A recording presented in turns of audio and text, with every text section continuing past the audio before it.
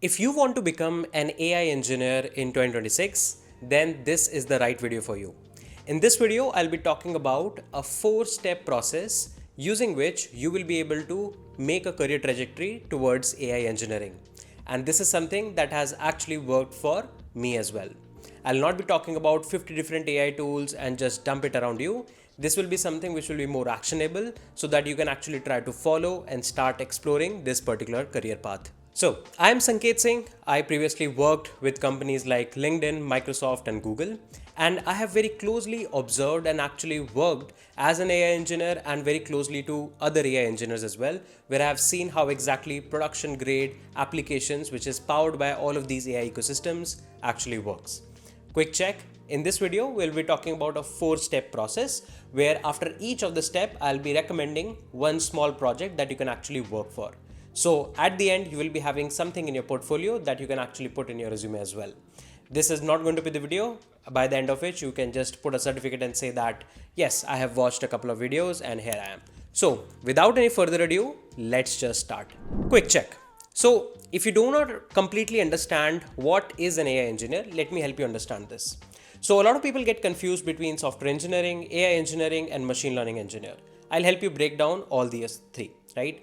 So machine learning engineer are those people who actually work on preparing algorithms, working on data sets, cleaning them up, finding relevant analysis on top of these so that you can have the right neural networks, you can have the right LLMs on top of which the rest of the ecosystems are actually built, right?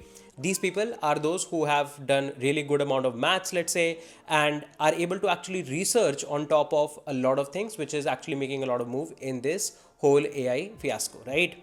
Now, the second profile is software engineers. Software engineers are the end engineers who can actually build real apps, ship real apps, and actually maintain them, like full stack engineers, backend engineers, and front end engineers.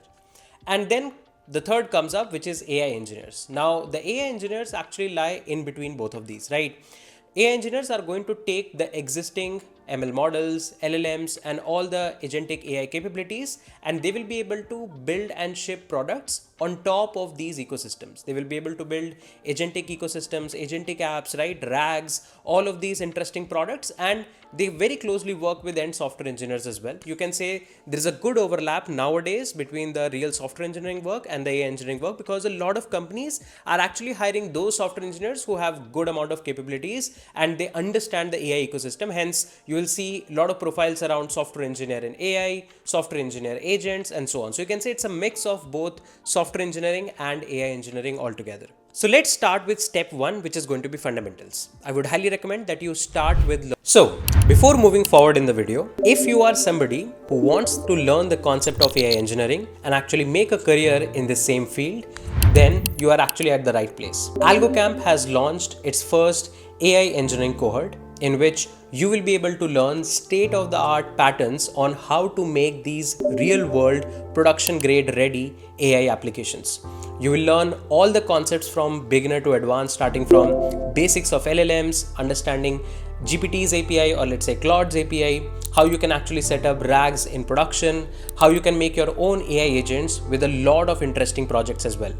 You will be making projects including making your own code reviewing agent, making your own RAG pipeline, which will be able to handle long running tasks as well, and whatnot. I list all of the projects here and you can pause the video and check out all of them. This particular cohort will also help you understand behind the scenes of an LLM so that you can understand how the LLM actually works, the neural network architecture, the transformers architecture, what was actually running before LLMs like RNNs and LSTMs. All of these concepts of deep learning also we will be actually covering. This particular cohort has been actually made sure that if you're somebody who knows nothing about AI engineering and wants to start your career in AI engineering, you will be able to actually do that. We will provide all of the required fundamentals, including Python, basics of Python, fast API, Docker, GitHub, and everything which will help you to start your learning as fast as possible. If you are somebody who is actually looking for a more structured way to learn AI engineering with people who are actually building these products in production, do check out the link in the description section below, and don't forget to use this particular coupon code to get massive discount on the price. So let's get back to the video. Learning Python Why? Because a lot of, I would say, improvements, a lot of libraries that are actually coming up, a lot of frameworks that are actually coming up are technically Python first. And historically, if you see, let's say in the last 15 odd years, majority of the time you must have already heard that all of the major ML work or deep learning work was actually done in Python. So it makes sense that Python is in a very right spot, right? If you do not want to opt in for Python, you can also start with something like JavaScript or TypeScript. But please keep in mind that there might be some of the libraries or some of the capabilities that are not directly available with JavaScript or TypeScript. So I would highly recommend you to start with Python, learn the fundamentals, learn different data structures in Python, how you can have functions, classes, right? All of these important Python concepts, I believe everybody should start with. Then start exploring things around GitHub, right? Version control is something which is very fundamental in the development of any software. You need to know the concepts of commits, branches, how exactly you will be able to, let's say, revert your code and so on. Later, when you will be working on deployment, then the knowledge of GitHub is going to be really very useful. Once both of these things are actually ready, start learning actually what is an LLM, right? Try to understand the architectures of some basic LLMs, start exploring APIs of these LLMs, maybe from ChatGPT or let's say Claude, and try to actually hit these APIs using Python. You can use something like Fast API in order to set up your own backend project and start hitting these APIs to understand what is the response structure of these API, how do you hit them, understand the concept of prompting, see what are the different type of prompts available and how each prompt actually improves your overall response. In this way, your fundamentals will be in the right shape. And I would say at the end, try to make a small CLI app. Maybe try to make something in which you give a prompt and on the CLI, it is able to do some research for you where you can have capability so that you can ask follow-up questions, right? Or maybe try to make a terminal agent as well, where you can just write in natural language and the terminal agent is going to give you back a corresponding command that you can actually execute. In this way, you'll be having a small project where you will understand the integration of Python, the overall ecosystem of Python, and also how you can actually use Python to call all of these LLM APIs, be it from Anthropic or be it from OpenAI. Now, we'll start with step number 2 in order to understand how you can actually set up real backends and also set up RAGs on top, right? So for this, I would highly recommend you to maybe explore something like Flask or Fast API. My recommendation would go with Fast API because a lot of new age startups are actually opting in Fast API for all of their backend ecosystems. With this, you will try to actually understand how exactly APIs are set up, basics of APIs around REST or maybe RPCs, how you can write these APIs, and also explore a couple of more Python libraries like Pydantic. Once that is technically done, start exploring things about basics of databases and specifically around vector databases. You can opt in for different vector databases available, maybe something like pgvector, or in fact even Redis has its own vector database technically available. Try to understand what are these vector databases, how they actually work, right? And how they actually fit in this complete AI engineering ecosystem.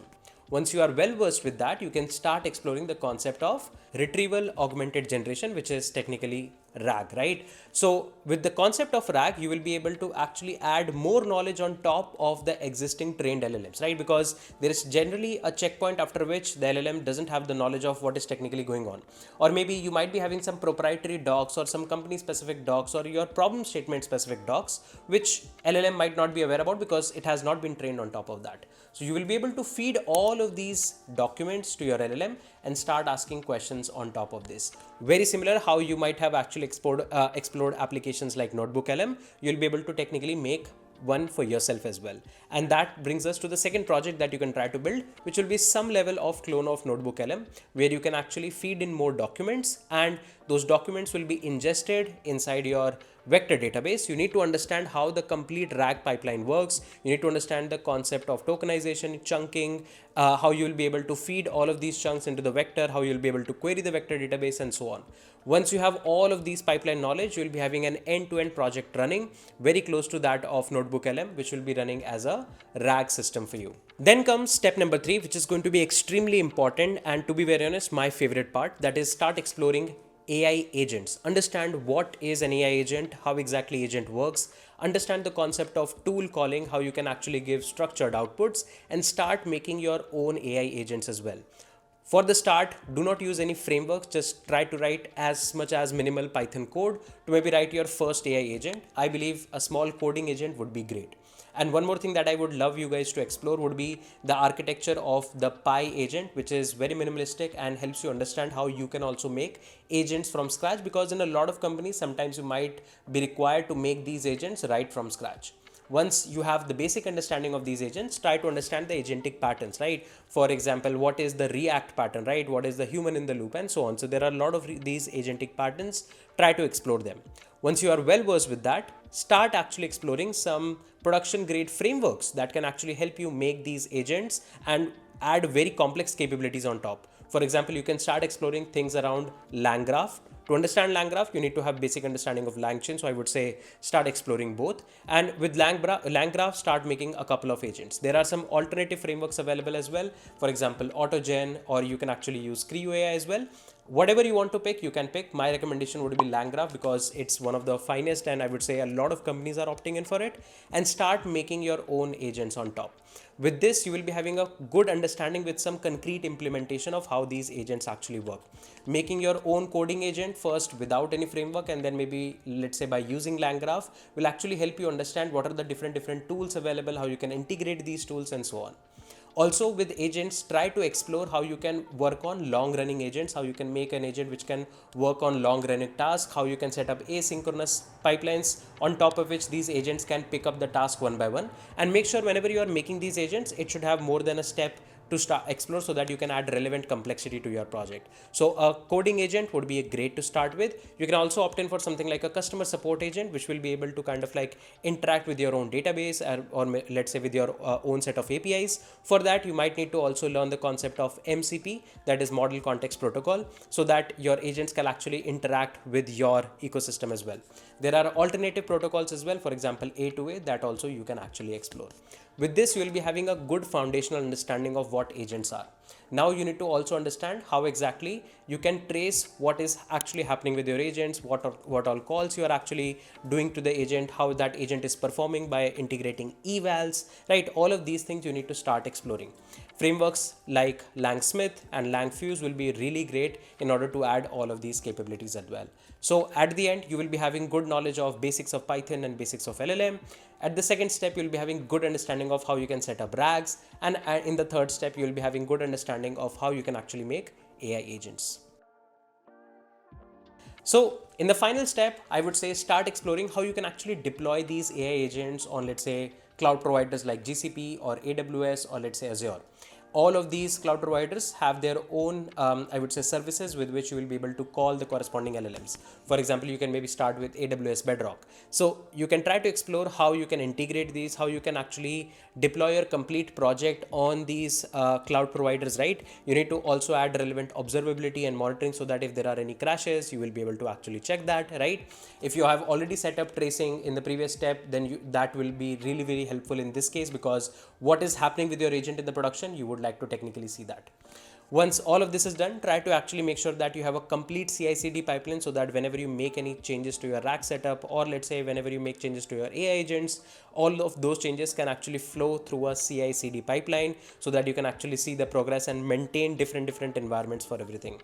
In this step, you will also learn how you can actually secure your keys, how you will Dockerize your application, or let's say containerize your applications. And you will also be able to explore a lot of these cloud technologies. For example, how exactly you can set up an LLM gateway, so that instead of just hitting one LLM, you have an option to actually load balance across multiple of them. So all of these concepts will help you understand how real production systems actually work, and what are some of the problems that you might have to see at that point of time. For this particular step, I would say pick up any one of the previous projects that you have already made and try to actually deploy them on, let's say, AWS or Azure. This will give you a good clarity on each and every single step that you need to do in order to deploy these AI agents. And that is mostly it, right? If you want to start with your career in AI engineering, I believe these 4 steps are fundamental, and you have to actually go through that, right? There are a lot of more concepts, there are a lot of more interesting topics that are daily coming up. You need to make sure that you are up to date according to that. And I would say try to find some real work that you can, let's say, try in your own company, or let's say in your internship, right? Where you can actually make some real production system that will give you a lot of learning beyond all of these steps.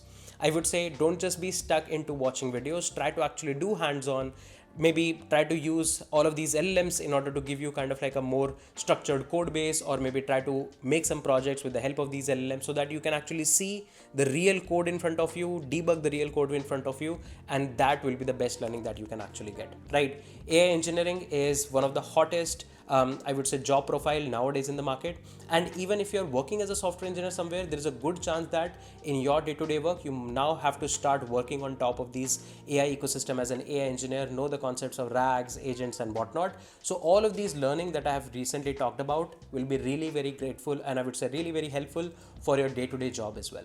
So start exploring, and do let me know in the comment section what are your thoughts, what are some more important concepts and maybe some more exciting projects that you are already building and learning. I think it would be really helpful for everybody in the community to actually explore them as well. That being said, let's wrap this particular video here. We're going to meet soon in the next set of videos. Till then, take care. Bye bye. I'm Sanket Singh, signing off.